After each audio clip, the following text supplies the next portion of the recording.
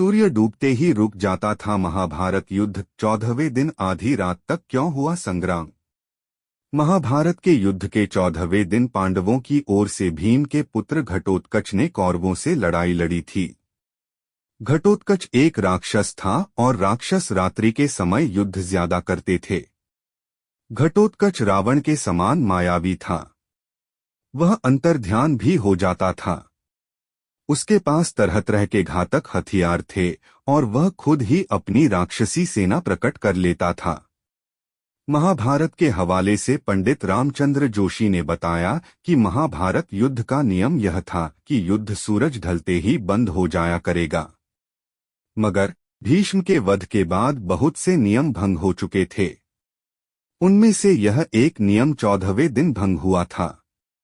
उस रोज युद्ध सूर्यास्त के बाद भी आधी रात तक चलता रहा। उस युद्ध की बड़ी वजह स्वयं श्री कृष्ण की माया थी।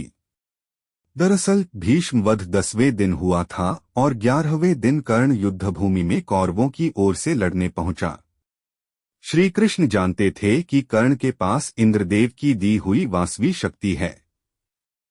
उस शक्ति से कर्ण अर्जुन को मारने का प्रण किए हुए था। उस शक्ति का तोड़ अर्जुन समेत किसी भी योद्धा के पास नहीं था। इसलिए श्री कृष्ण ने उस शक्ति को किसी अन्य योद्धा पर छुड़वाने का निश्चय किया। पांडवों की सेना में उस वक्त अर्जुन के अलावा कर्ण को टक्कर देने वाला योद्धा घटोत्कच था। श्री कृष्ण ने घटोत्कच को कहा कि तुम कर्ण को आज मार डालो। घटोत्कच ने अपनी पूरी शक्ति लगाकर कौरवों पर आक्रमण किया। घटोत्कच की मार से कौरव सेना में त्राहि मच गई। कौरव पक्ष का कोई भी महारथी घटोत्कच को नहीं मार सका। उस समय सेनापति द्रोणाचार्य थे, वे भी घटोत्कच को पराजित नहीं कर पाए। दुर्योधन ने तब कर्ण को कहा कि वह किसी भी तरह घटोत्कच को मार भगाए। कर्ण धनुर्विद्या में घटोत्कच से बढ़कर था, किंतु घटोत्कच मायावी था और तरह तरह की माया रचकर भंवर में डाल देता था। इसलिए कर्ण भी मुश्किल से टिक पा रहा था। सूर्यास्त होने पर पांडव सेना तो विश्राम कर रही थी, लेकिन घटोत्कच बिना रुके रात को भी लड़ा। रात में घटोत्कच की शक्ति बहुत बढ़ गई थी। कौरव पक्ष को लगने लगा था कि अब वे सब उसके हाथें मारे जाएंगे।